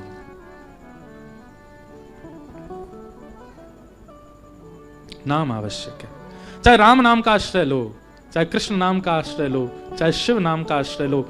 आप अनाथ मत रहिए। हम आपसे प्रार्थना कर रहे हैं। आप कहोगे विचित्र बात क्यों कह रहे हो महाराज जी, हम सबके माता पिता हैं, हमको अनाथ क्यों? जो बिना नाम के जीवन जी रहा है वो अनाथ ही है। जिसके जीवन में कोई नाम नहीं है वो अनाथ है। तो हम जो बात कह रहे हैं वो समझ में आई क्या? संसार में अनाथ कौन? जिसके नाथ विश्वनाथ नहीं, जिसके नाथ द्वारिका नाथ नहीं, जिसके नाथ रामनाथ नहीं, जिसके नाथ श्रीनाथ नहीं, वो अनाथ है। अमूमन माता पिता नहीं है उसको अनाथ कहा जाता है, पर नहीं, इनके नाम के साथ ही नाथ शब्द क्यों है? विश्वनाथ बोले पूरे विश्व के जो स्वामी हैं, पूरे विश्व के जो रक्षक हैं, पूरे विश्व को जो नथने वाले, अपने वश में रखने वाले, वो विश्वनाथ। तो ऐसे विश्वनाथ, उनके नाम का आश्रय लो। जो नाम आश्रित नहीं है वो अनाथ है, और अनाथ को अनाथालय में रहना पड़ता है। अनाथालय संसार है। घर में रहो, और घर में तब रहोगे जब माता पिता की मानोगे। माता पिता की मानने का मतलब कथा सुनना, ये माता पिता की मानना। हमारे माँ कौन है? पराम्बा जगदम्बा पार्वती माँ है, पिता महादेव है। हमारी माँ श्री किशोरी जी हैं, पिता ठाकुर जी हैं। माँ जानकी जी हैं, पिता राम हैं। माता पिता के आश्रम में रहो, घर में रहोगे। घर में रहोगे मतलब धाम में रहोगे, नाम में रहोगे, लीला में रहोगे। अनाथ मत रहो, सनाथ हो जाओ, नाम का आश्रय ले लो। एक नाम को पकड़ लीजिए बस। महादेव सतत जपत मंत्र राम नाम। स्वयं विश्वनाथ भी एक नाम के आश्रय में है। निराधार को आधार एक राम नाम, प्रेम मुदित मन से कहो राम राम राम। नाम आश्रय लीजिए, जो नाम बहुत प्रिय लगता है। अच्छा एक और बात, इनमें भी भेद दृष्टि होती है लोगों की। हमको राधा नाम बहुत अच्छा लगता है, हम वही जपते हैं। कृष्ण में इतनी रुचि नहीं। ये नामापराध है। आप ऐसा अपराध नहीं कर सकते। आप कैसे भेद मान सकते हो? आपको पता है, मैंने वैसे तो कथा में इस बात को खुलासा किया है। मीराबाई नित्य किसको बजती हैं? ठाकुर जी को। मुरली मनोहर श्याम सुंदर ब्रजपति उनके नाथ हैं, परंतु मीराबाई का जो गोपनीय मंत्र है वो राम नाम है। मीराबाई भजती क्या है, जपती क्या है? राम। मीराबाई के भैया जयमल, जयमल जी का चरित्र सुनेंगे तो इतना सुंदर चरित्र है जयमल जी का। मीराबाई के भाई जयमल जी, उनके तो आराध्य ही राम जी हैं, जबकि सेवा उनके यहां चतुर्भुज भगवान की होती, नारायण की है, श्री कृष्ण की है। नारायण ही राम है, नारायण ही कृष्ण है, उनमें भेद नहीं। पर उनके आराध्य रूप में राम जी हैं। जयमल जी के प्रसंग में आता है कि एक बार जयमल जी उन्होंने संकल्प लिया कि मैं पूरे दिन में इतने घंटे केवल भजन करूंगा, और उस समय चाहे दुनिया इधर से उधर हो जाए मेरा भजन नहीं रुकना चाहिए। किसी शत्रु राजा को पता चला कि जयमल इतने बजे से इतने बजे तक भजन में रहता है, उसी समय आक्रमण कर देंगे। आक्रमण के लिए जैसे ही राजा ने अपनी पूरी सेना लगाई, जयमल जी यहां भजन में बैठे थे। मंत्री महामंत्री सब सोचने लगे अब कैसे करें, राजा तो हमारा भजन में, उतने घंटे से पहले उठेंगे नहीं, उतने घंटे में तो पूरी नगरी ध्वस्त हो जानी है। एकमात्र जयमल जी की मां को अधिकार था कि उनके भजन में वो जाकर के जयमल जी से वार्ता करती थी, लेकिन जयमल जी उसका उत्तर भी इशारे में ही करते थे, बोलते नहीं थे, केवल अपना भजन में लगे रहते थे। तो मां ने जाकर के कहा, पुत्र नगर संकट में है। तो जयमल जी ने ठाकुर जी की ओर इशारा किया, नगर के रक्षक तो ये हैं, सब संभाल लेंगे। और जयमल जी के इस, देखो आप नाम कितना जपते हो, ठाकुर जी को इससे फर्क नहीं पड़ता। आप व्रत कितने करते हो 30 दिन में, इससे कोई अभिप्राय नहीं। आप यज्ञ कितने करते हैं, इनसे कोई फर्क नहीं पड़ता। पर आप अपनी स्थिति में ठाकुर जी के प्रति समर्पण कैसा करते हो, ये ठाकुर जी देखते हैं। एक प्रकार से व्रत करके, नियम करके, भजन करके, यज्ञ करके हम ठाकुर जी को ये बता देते हैं कि हम आपसे प्रेम करते हैं। उसके बाद फिर ठाकुर जी कमर कस के देखते हैं, बोले अच्छा अब मैं देखूंगा तुम कितना प्रेम करते हो। तो भजन की स्थिति में नहीं, जब आप संसारी स्थिति में हो गए वहां परीक्षण करते हैं ठाकुर जी, ये प्रेम करता है कि नहीं।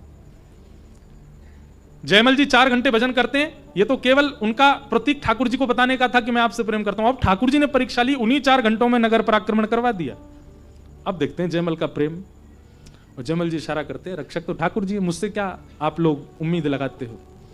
उस समर्पण को देख के ठाकुर जी प्रसन्न हो गए और स्वयं ठाकुर जी अद्भुत राजा का रूप धारण करके आए और जयमल का घोड़ा, जिस घोड़े पर जयमल जाते थे, उसी घोड़े को लेकर के और राजभवन की छत पर पहुंच गए। और वहीं से छलांग मारता है घोड़ा, सामने पूरी सेना देख रही है, ये क्या मरने के काम कर रहा है राजा, पर राजा नहीं है, ठाकुर जी हैं। जैसे ही ठाकुर जी नीचे घोड़ा लेकर के आए, तिरछा खड़ा हुआ घोड़ा, ठाकुर जी ने केवल अपनी भ्रकुटी से पूरी सेना को देखा। नेत्रों से देखने मात्र से सारे सैनिक अपने हृदय पे हाथ रख के अपने अपने घोड़ों से गिर गए, व्याकुल होकर के पड़ गए महाराज नीचे जमीन में। 4 घंटे बाद जब जयमल जी का भजन पूरा हुआ, तुरंत उन्होंने अपने तश्कर उठाए, बाण उठाए, धनुष उठाए और तुरंत घुड़शाल में गए तो देखा घोड़ा जो था वो हाँफ रहा था। बोले ये घोड़ा हाँफ क्यों रहा है, ऐसा लग रहा है कहीं दौड़ के आया है। घोड़े के समीप गए तो उसमें से कस्तूरी की सुगंध आ रही थी। राजा ने कहा भी विचार का विषय नहीं, बाद में देखूंगा ये क्या हुआ, कौन लेके गया घोड़े को। बैठ गए और जैसे ही बाहर गए तो सारी सेना पस्त पड़ी थी। जो मुख्य राजा था वो अपने रथ पर आरूढ़ होकर, हृदय सबके हाथ यहीं रखे, मतलब हृदय पर चोट मार गए ठाकुर जी। दौड़ करके जयमल जी गए, जयमल जी ने जाकर के राजा को उठाया, बोलो भैया तुम लोग युद्ध करने आए थे पर युद्ध से पहले ही पस्त हो गए, क्या बात है, और ये तुम्हारी पूरी सेना रो क्यों रही है, ये इतने व्याकुल, जैसे कोई प्रेमी रोता है, विलखता है, ऐसे रो रहे तुम्हारी सेना वाले कायरों की तरह, क्या हो गया। राजा होश में आया, होश में आकर के जयमल जी के चरणों में गिर गया। बोले तुमने किसको भेजा था अभी बाहर। जयमल जी बोले मैंने तो किसी को नहीं भेजा। झूठ मत बोलो, तुमने एक राजकुमार को भेजा था, एक बाण नहीं चलाया उसने, केवल अपने नेत्रों से घायल कर गया हम सबको। हम जीवन भर तुम्हारे मुरीद रहेंगे, जीवन भर तुम्हारे दास रहेंगे, इस नगर की सेवा में रहेंगे, बस हमारी एक कामना मान लो। क्या, रोज वो राजकुमार जो आया था, रोज केवल उसको एक क्षण दिखा दिया करना हमको, हम उसके रूप पर सब बावरे हो गए। ये सत्य घटना है। जयमल जी बोले भैया ऐसा कौन सा सैनिक या राजकुमार आया। जयमल जी ने पूछा थोड़ा उसका हुलिया बताओ कैसा था। बोले क्या बताएं, नेत्रों ने देखा है पर नेत्र बोल नहीं सकते, मुख बोल सकता है पर मुख पर नेत्र नहीं है, कैसे कहें, नहीं बता पाएंगे हम। बस ये समझ लीजिए घुंघराले केश थे, इतना थोड़ा थोड़ा याद है। नेत्र ऐसे थे कि जिसको वो देखते गए वही गिरता गया घोड़े से। आहा, जयमल जी समझ गए ये वक्र कटाक्ष तो केवल एक ही है संसार में, नेत्रों से मारने की खूबी तो केवल श्याम सुंदर को आती है। दौड़ करके गए और जैसे ही जाकर के अपने आराध्य इष्ट को देखा तो जो इष्ट शंख चक्र गदा पद्म में रहते थे, आज वे धनुष बाण धारण करके खड़े हैं। और जयमल जी को यह बता दिया कि आपके समर्पण भाव से हम आपके नेतृत्व में युद्ध करने गए संसार। उस दिन तो जयमल जी और समर्पित हो गए ठाकुर जी को। मीराबाई के भाई जयमल।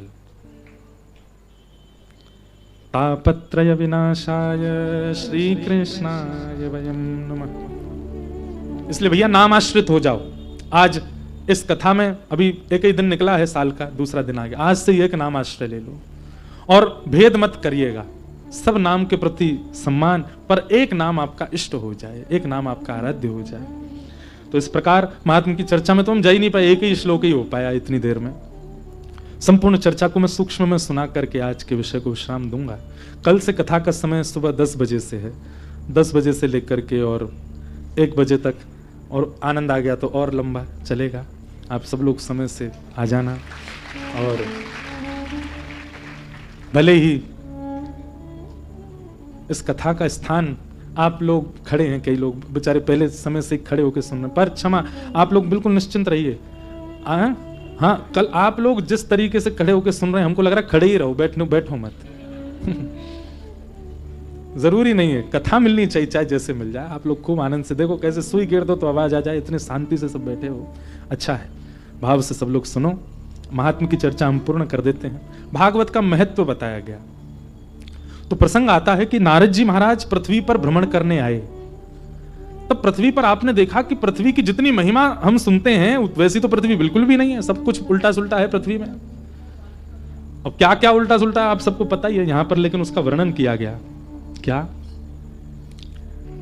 सत्यम नास्ति तपः शौचम दया दानम न विद्यते उदर भरिणो जीवा वराका कूट भाषण। क्या कह रहे हैं? सत्यम नास्ति, कलयुग में सत्य नहीं बोलते लोग। हम लोग अगर अपना पूरे दिन में एक ना लोग वो काउंटर लगा के रखते हैं हाथ में, उसमें गिनते रहते हैं कितना नाम जप हुआ हमारा।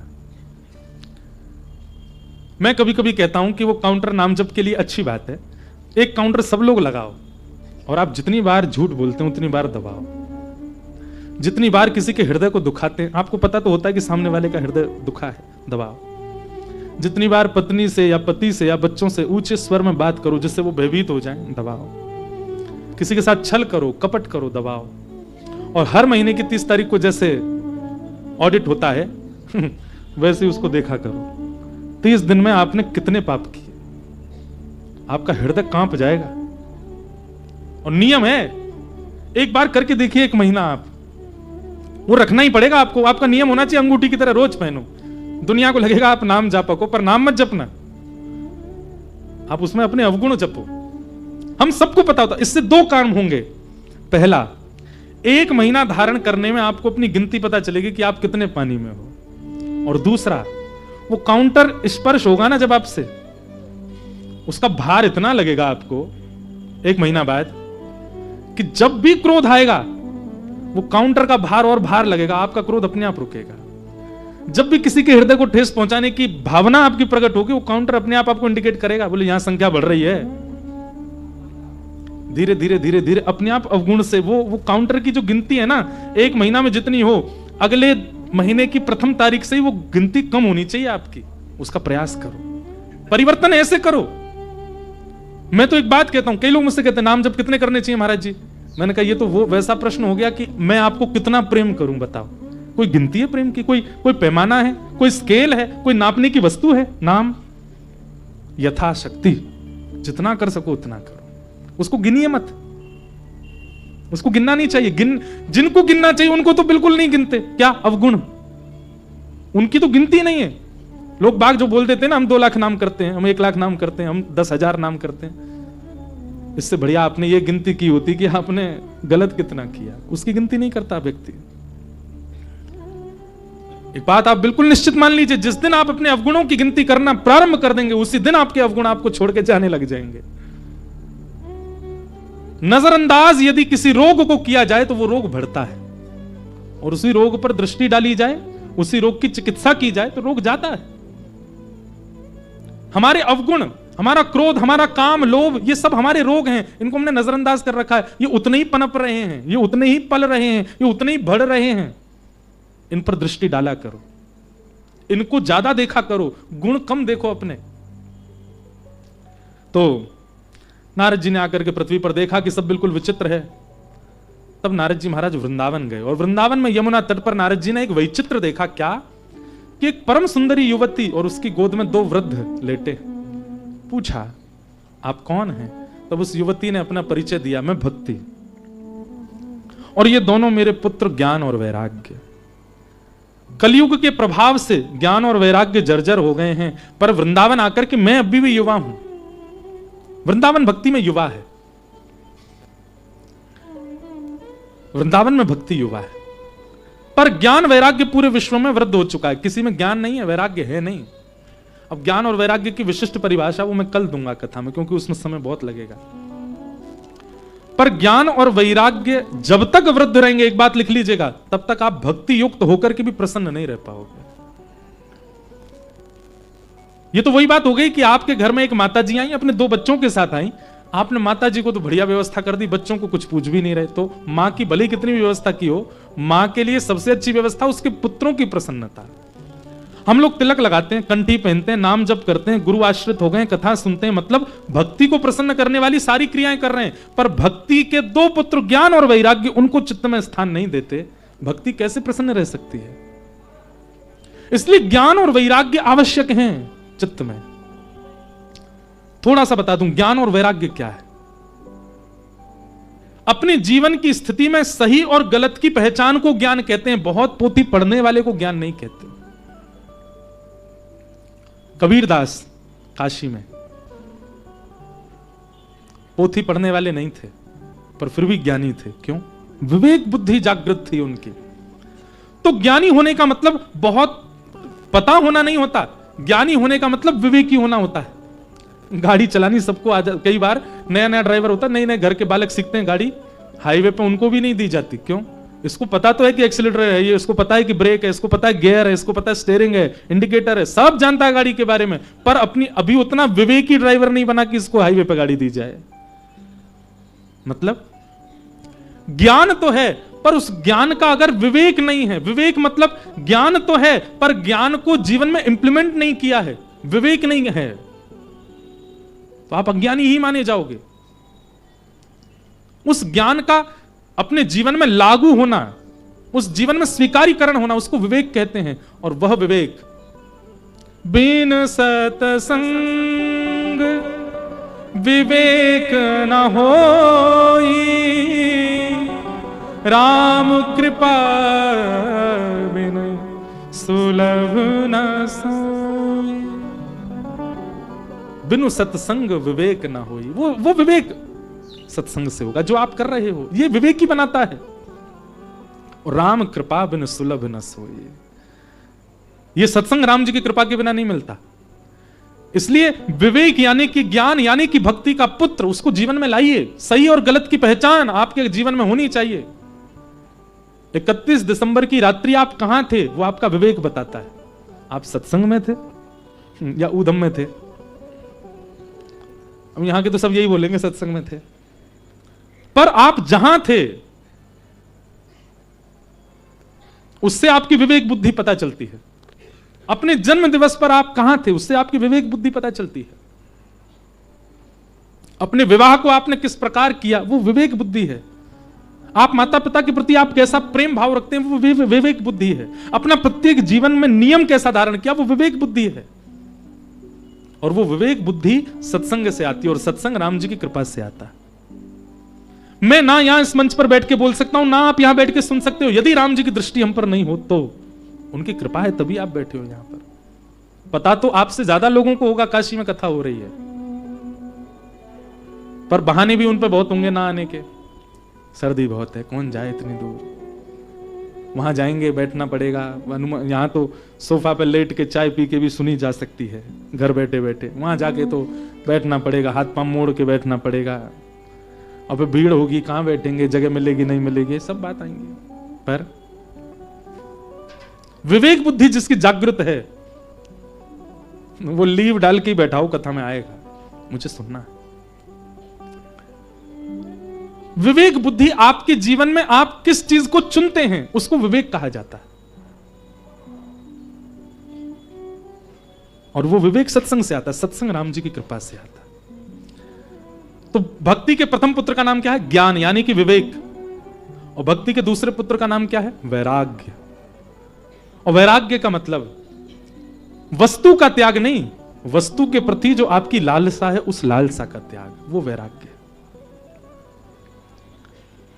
कई लोग वस्तु छोड़ देते हैं पर उस वस्तु के प्रति भाव नहीं छोड़ पाते। कई लोग घर छोड़ देते हैं, सन्यासी हो जाते हैं, पर गृहस्थाश्रमी को जो जो चीजें उपलब्ध हैं वो उसके मन से जाती नहीं, विरक्त होने के बाद भी। काय बात का वैराग्य? इससे अच्छा तो घर में रह के वैराग्य हो जाए, घर में रहकर के बीतराग हो जाओ। महादेव परिवार के सहित रहते हुए भी वैरागी हैं, ये असली वैराग्य है कि वस्तु आपके सामने है और आप फिर भी अपने मन पर वश करके उस वस्तु पर मोहित नहीं होते। ये वैराग्य। 56 भोग मिलने पर भी जीव में पानी ना आना, यह वैराग्य है। वस्तु समुपस्थित है पर उसके प्रति वह इच्छा ना प्रकट होना, इसको वैराग्य कहते हैं। वस्तु छोड़ देना वैराग्य नहीं होता। ये दो पुत्र भक्ति के इनको जीवन में लाइए, ज्ञान और वैराग्य। आप देखना, आपकी भक्ति अपने आप प्रसन्न होने लग जाएगी। भक्ति महारानी के शोक की निवृत्ति के लिए नारद जी महाराज सनत कुमारों के पास गए और सनत कुमारों ने कहा, हे नारद जी महाराज, यदि आप चाहते हैं कि भक्ति के पुत्र ज्ञान वैराग्यों का वर्धन हो तो उसका एक ही उपाय है, और वो क्या है? सत्कर्म सूचको नूनम ज्ञान ज्ञान यज्ञ स्मृतो बुधै श्रीमद्भागवतालाप सतु गीत सुखादिभि। यदि आप चाहते हैं कि आपके पुत्र ज्ञान और वैराग्य का वर्धन हो, भक्ति के पुत्रों का, तो केवल भागवत की कथा, श्रीमद् भागवत की कथा में यह सामर्थ्य है कि नियम से सुनने वाले और एकाग्रता से सुनने वाले श्रोता के चित्त में ज्ञान और वैराग्य का प्रादुर्भाव हो जाएगा। देखो, इन 7 दिनों में ज्ञान और वैराग्य को प्रकट करना यह जिम्मेवारी मेरी है, पर 8वें दिन से उन ज्ञान वैराग्य को स्थिर चित्त में रखना यह आपकी जिम्मेवारी है। मैं अपनी जिम्मेवारी का निर्वहन करूंगा, आप अपनी जिम्मेवारी निभाना। 8वें दिन से वो शुष्क नहीं होने चाहिए। अगर बीज दिया है, पौधा दिया है, तो उसको वृक्ष बनाइएगा। हम कथा करके जा रहे हैं, जालान परिवार नियोजक बने हैं, आप सब लोग श्रवणार्थी बने हो, तो जो ज्ञान और वैराग्य भक्ति के बीज यहां डाले जाएंगे, उनको अंकुरित करना, अंकुरित करके उसको पौधा बनाना, फिर एक दिन वृक्ष बनाना, फिर उस वृक्ष को पुष्पित पल्लवित करना, ये आपकी जिम्मेवारी। इस जिम्मेवारी का निर्वहन कीजिएगा तो ही आपका कथा सुनना सार्थक है। नहीं तो आप 1000 कथा सुन लो, कोई परिवर्तन होने वाला नहीं है अगर इस जिम्मेवारी से नहीं बैठोगे तो ज्ञान वैराग्य को अगर उत्पन्न करना है, उनको श्रेष्ठ बनाना है, तो भागवत की कथा कराओ। कौन सी भागवत की कथा? जो सुखदेव जी ने परीक्षित को सुनाई थी, वही भागवत की कथा। नारद जी महाराज ये उत्तर सुनकर के प्रसन्न हो गए। बोले कहां कराएं? बोले गंगा द्वार समीपे, तू गंगा के तट पे कराओ। और यहां तो गंगा द्वार कहा, मतलब हरिद्वार। उसके समीप पे आनंद वन। अब देखो ये बात अपने आप ही जुड़ गई है, इसमें मैंने कोई मन में बुद्धि नहीं लगाई। आनंद वन, गंगा द्वार यानी हरिद्वार के पास का आनंद वन कौन सा है पता है? ऋषिकेश। आज्ञा दी, बोले कहां कथा कराओ? बोले गंगा द्वार समीपे तू तट आनंद नामकम। एक आनंद नाम का वन है जिसको हम ऋषिकेश कहते हैं, वहां कथा कराओ। ये गंगा द्वार भी है काशी, क्योंकि गंगा जी जा रही हैं, और ये आनंद वन भी है, तो दोनों बात सार्थक होती है। यहां कथा हो रही है, मतलब ये चुना हुआ स्थान ही है। अब जो बेचारे काशी में कथा नहीं करा पाते, ऋषिकेश में नहीं कराते, वो दुखी हो गए होंगे सुन के। बोले हमारी तो फिर जगह, हम तो बंबई में करा रहे हैं, कलकत्ता में करा रहे हैं, हम तो अमेरिका में करा रहे हैं, इसका मतलब हमारी तो नहीं। यहां दूसरी बात लागू होती है, जहां प्रकट रूप से गंगा है और जो प्रकट रूप से आनंद वन है, वहां कथा कराना यह तो उचित ही है, परंतु जहां कथा जाती है वो स्थान आनंद वन और गंगा का द्वार स्वयं बन जाता है। अगर कथा कहीं और हो रही होती, कोई शहर में होती, मेट्रोपॉलिटन सिटी में होती, तो आप विश्वास मानिए कि उस कथा में आया हुआ व्यक्ति, उसको वही पुण्य प्राप्त हो रहा होगा जो काशी में आकर के गंगा स्नान करने वाले को प्राप्त हो रहा है, क्योंकि आनंद वन और गंगा दोनों प्रकट हो जाती हैं कथा में। वन क्या है? यहां का वातावरण, यह आनंद वन है। यहां सब लोग आनंदित हो, जो बेचारे खड़े हैं वो भी आनंदित हैं, जो बैठे हैं वो भी आनंदित है। सो कोई नहीं रहा, इसकी मुझे बड़ी प्रसन्नता है। सब आनंद में है। जिनको जगह नहीं मिली वो भी आनंद में है, जो हीटर के नीचे बैठे वो भी परम आनंद में है, और जो खाली बैठे वो भी आनंद में है। यहां सब आनंद में, इसलिए ये क्या हुआ? ये आनंद वन है। और यहां सुनने वाली जो कथा, जो वक्ता के मुख से निर्झरित हो रही है, उसको सब भीतर धारण कर रहे हो, मतलब अपने तन में उतार रहे हो। उसका मतलब ये गंगा स्नान है। तो गंगा स्नान और आनंद वन, दोनों कथा का पंडाल अपने आप ही रूप धारण कर लेता है। इसलिए गंगा द्वार समीपे तू तटमानंद नामकम, जाओ वहां कथा कराओ। तब ऋषिकेश में कथा का क्रम हुआ। वक्ता सनत कुमार बने और कथा प्रारंभ होते ही भक्ति महारानी आई, और जैसे ही भक्ति महारानी आई, उसके जो जर्जर पुत्र, वृद्ध पुत्र थे, कथा में प्रवेश करते ही भक्ति सुतौ तौ तरुणौ गृहीत्वा प्रेमैकरूपा सहसा विरासीत्। श्री कृष्ण गोविंद हरे मुरारी नाथेति नामानि मुहुः वदन्ति। भक्ति ने अपने सुतों के साथ, ज्ञान वैराग्य के साथ जैसे ही कथा में प्रवेश किया, ज्यों-ज्यों कथा होने लगी त्यों-त्यों उनकी वृद्धावस्था जाने लगी। ज्ञान वैराग्य दोनों युवा हो गए और नृत्य करने लगे, आनंद में आ गए हैं कथा में। भक्ति महारानी प्रसन्न हो गई, नारद जी से जाके कहा, आपका किस मुंह से धन्यवाद करूं, आपने मेरे पुत्रों को युवान किया, मुझे बताइए इस कथा में मैं क्या सेवा करूं। नारद जी बोले, एक ही सेवा करो। क्या? निरंतरम वैष्णव मानसानी। जितने भी श्रोता कथा में आए हैं, सबके हृदय पटल पर आसन बिछा करके आप बैठ जाओ। तब भक्ति महारानी अपने पुत्रों सहित समस्त श्रोताओं के चित्त में जाकर के बैठ गई। मतलब चित्त में आ तो गई आज। 7 दिन तक आप कथा सुनेंगे तो चित्त उनको अपने अनुकूल लगेगा और वो रहेंगी, लेकिन 8वें दिन से आपकी जैसी परिकल्पना, जैसा नियम बनेगा, फिर भक्ति महारानी डिसाइड करेंगे अब यहां रहना है कि जाना है। इसलिए आमंत्रण और बैठाने का काम तो हमने आज से कर दिया। वो बैठेंगी 7 दिन अंदर, वो बैठी रहें, उसकी जिम्मेवारी आपकी। अब आप कहोगे, महाराज जी भक्ति को चित्त में बैठाने से हमको क्या मिलेगा? सुनो, भागवत जी कहती है, सकल भुवन मध्ये निर्धनास्तेऽपि धन्या निवसति हृदि तेषां श्रीहरेर्भक्तिरेका। हरिरपि निजलोकं सर्वथा तो विहाय प्रविशति हृदि तेषां भक्तिसूत्रोपनद्ध। बहुत ध्यान से सुनो, बहुत अच्छा श्लोक है। भागवत जी कह रही हैं, सकल भुवन मध्य निर्धनास्तेऽपि धन्या। अगर कोई निर्धन व्यक्ति है और उसके चित्त में भी यदि भक्ति महारानी आकर के बैठ गई है तो वो सबसे बड़ा धनवान है। क्यों? भक्ति आगे आगे चलती है और भक्ति का धागा, भक्ति का सूत्र बंधा हुआ है ठाकुर जी से। तो जहां जहां भक्ति जाती है ठाकुर जी उसके पीछे पीछे चलते हैं, और जहां जहां ठाकुर जी जाते हैं ठाकुर जी का सूत्र बंधा है लक्ष्मी से, लक्ष्मी ठाकुर जी के पीछे पीछे चलती है। मतलब जहां भक्ति आएगी कुछ समय बाद वहां ठाकुर जी आएंगे, और जहां ठाकुर जी आएंगे वहां लक्ष्मी को आना ही पड़ेगा। अभी उल्टा होता है, पता है क्या? सबसे आगे भक्ति चलती है, उनके पीछे भगवान चलते हैं, भगवान के पीछे लक्ष्मी की चलती है, और लक्ष्मी के पीछे हम सब दौड़ते हैं। और फिर हम चाह रहे हैं कि हमको भक्ति मिले, हमको भगवान मिले। कैसे? तुमने अपना डिब्बा इंजन से बहुत पीछे लगा रखा है। तब क्या करो? बोले लक्ष्मी के पीछे दौड़ना बंद करो, भक्ति के पीछे चलो। तब क्या होगा? भक्ति आगे आगे, भक्ति के पीछे आप, और आपके पीछे ठाकुर जी, ठाकुर जी के पीछे लक्ष्मी। अगर आप हमसे एक बात कहें, और ये कोई मनमुखी बात नहीं है, ये प्रमाणित बात है, ठाकुर जी के पीछे चलना ये भक्ति का स्वरूप नहीं, ठाकुर जी को पीछे लगा लेना ये भक्ति का स्वरूप है। हमारे पीछे ठाकुर जी चले। सूरदास जी ठाकुर जी के पीछे नहीं चलते थे, ठाकुर जी सूरदास जी के पीछे पीछे। जहां जहां ठाकुर जी, जहां जहां सूरदास, वहां वहां ठाकुर जी। गोस्वामी जी ठाकुर जी के पीछे चलने से प्रारंभ हुए, पर एक स्थिति ऐसी आई कि गोस्वामी जी के पीछे पीछे ठाकुर जी चलने लगे। मीराबाई पीछे चलने से प्रारंभ हुई, पर स्थिति एक दिन ऐसी आई कि जहां मीरा वहां ठाकुर। आज तक इस सभा में भी मीरा नाम लिया गया तो सबके चित्त में कोई सुंदरी नारी नहीं, ठाकुर जी प्रकट होते हैं। क्यों? मीरा के पीछे ठाकुर जी। तुलसीदास, ये नाम उच्चारित होते ही सबके चित्त में धनुर्धारी राघवेंद्र प्रकट हो जाते हैं। तुलसीदास प्रकट नहीं होते, ठाकुर जी प्रकट होते। क्यों? क्योंकि तुलसी के पीछे पीछे राम है। कबीरदास नाम लेते ही पर ब्रह्म हृदय में प्रकट होता है। क्यों? इनके पीछे ठाकुर जी चल रहे हैं।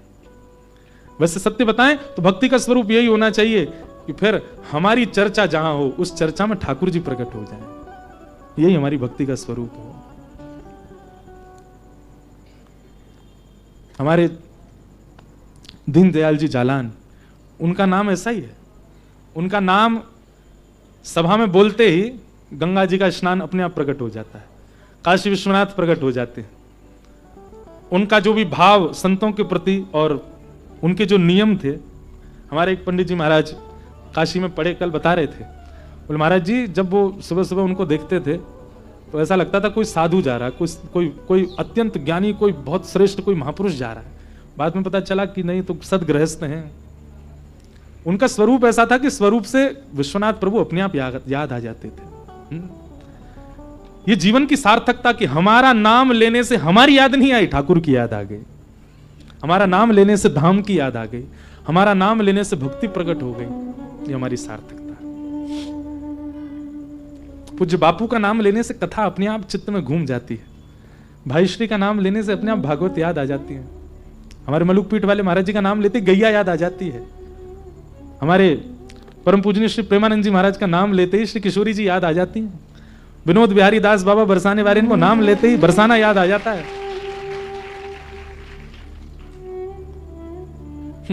और मुझे मंच से उनके नाम नहीं बोलने, जिनके नाम बोलने से वो याद आता है जो संसारी है।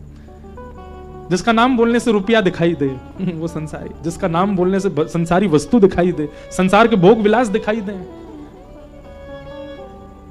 ये कैसा नाम?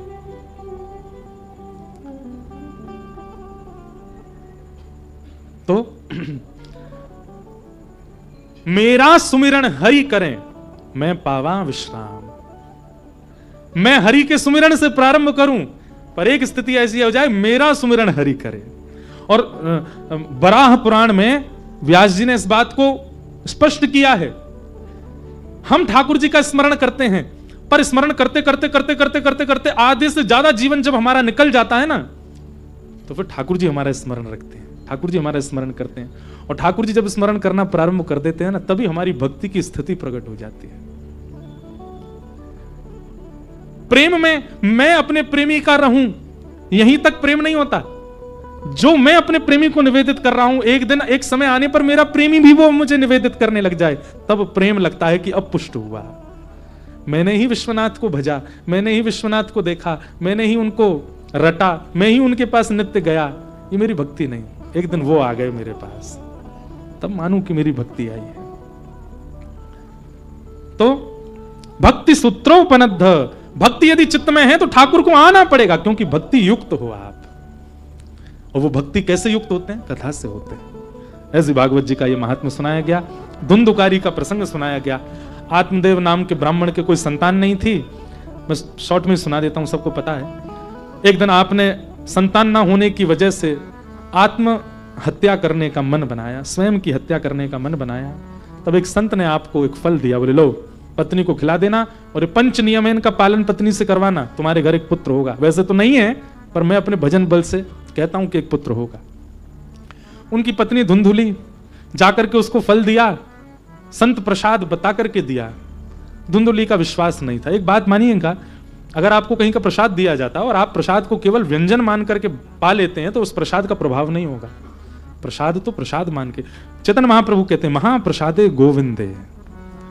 जैसे ही आपके सामने महाप्रसाद आए तो यही समझना चाहिए साक्षात गोविंद आए, साक्षात ठाकुर जी आए। कोई महादेव का लाल पेड़ा लेकर के आवे तो यही समझना चाहिए महादेव ही आए हैं। जगन्नाथपुरी का खाजा आवे तो यही सोचना चाहिए साक्षात जगन्नाथ जी आए हैं। और उसी भाव से उनको सेवन में यह भाव नहीं कि हम इनको खा रहे हैं, यह भाव होना चाहिए कि हम इनको हृदयस्थ कर रहे हैं। तब प्रसाद पाने की भी एक विधा होती है, वो केवल व्यंजन की तरह खाया नहीं जाता।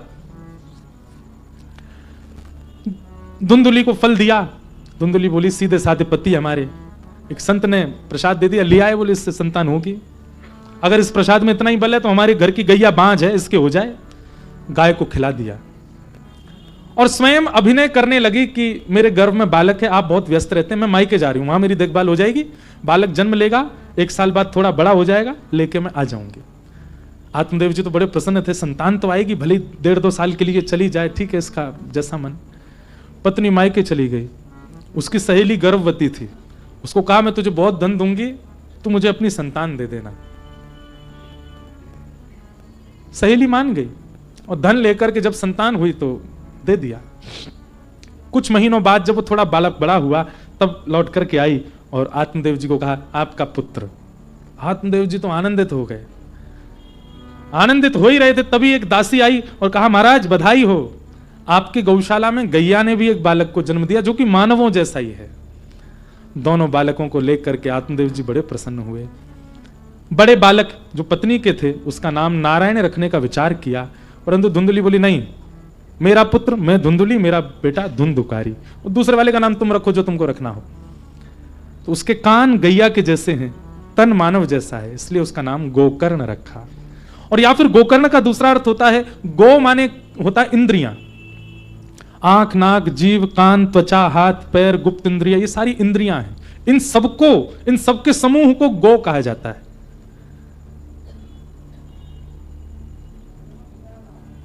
तो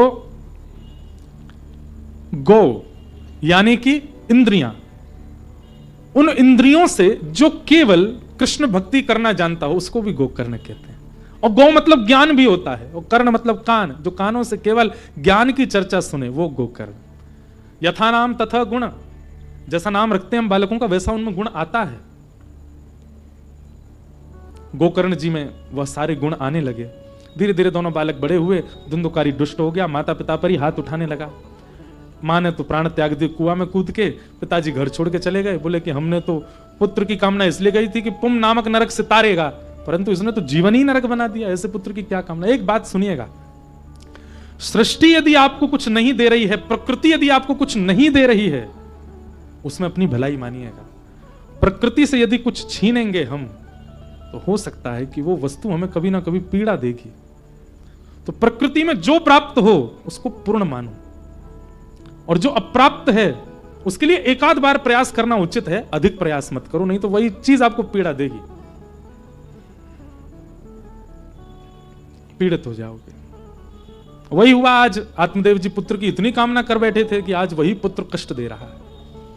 आत्मदेव जी वन में गए, तब गोकर्ण पुत्र ने आकर के ज्ञान उपदेश किया। तब आत्मदेव जी के मन का संशय दूर हुआ। वो ज्ञान उपदेश भी बहुत सुंदर है, हम उपदेश तो नहीं देंगे पर श्लोक सुना देते हैं। देह स्थिमां सरुधिरे भिमतिं त्यजत्वं, जाया सुता दिशु सदा ममतां विमुञ्च, पश्यानिशं जगदिदं क्षणभङ्गुनिष्ठं, वैराग्य राग रसिको भव भक्तिनिष्ठ। बहुत सुंदर है, इसको गोकर्ण गीता कहते हैं। 2 श्लोकों में पिताजी के सारे संशय दूर कर दिए गोकर्ण जी ने। अद्भुत। गोकर्ण जी महाराज की बात सुनकर के पिताजी शोक मुक्त हो गए। और वहां धुंधुकारी ने अपने पाप और बढ़ा लिए, माता पिता भी चले गए तो कोई रोकने वाला नहीं, और धुंधुकारी वैश्यागमन करने लगा। एक दिन नशे में धुत कहीं से चोरी करके आया, वैश्याओं के बीच आकर के पड़ गया। वैश्याओं ने सोचा कि इसने जो चोरी करी कल ये पकड़ा जाएगा और इसके साथ साथ हम भी पकड़ी जाएंगे, हमें कोई नहीं जानता, धन लेकर के हम चली जाएं, इसको मार दें। और जलते हुए अंगार उसके मुख में डाल करके धन लेकर के वैश्याएं चली गई, और गोकर्ण की मृत्यु हुई। और मृत्यु के बाद प्रेत बना। कौन बना?